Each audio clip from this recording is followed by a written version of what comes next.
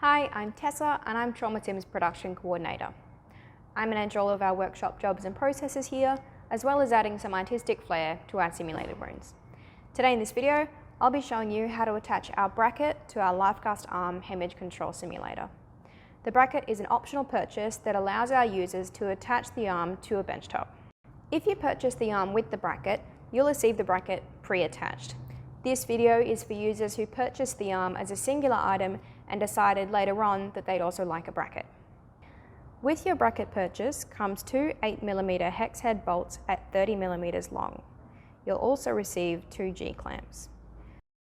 To attach the bracket to the arm, start by inserting the wedge of the silicone behind the shoulder into the L-shaped upright on the bracket. Push down firmly on the arm and it will slide into place. Check that your holes line up on the bracket and the arm. Once they do, use a 13mm hex head socket attachment to tighten the bolts in place. The best tool to use with your socket bit is a power drill. If you don't have one, you can use a ratchet. Place the bolts in the holes and tighten them in using your drill.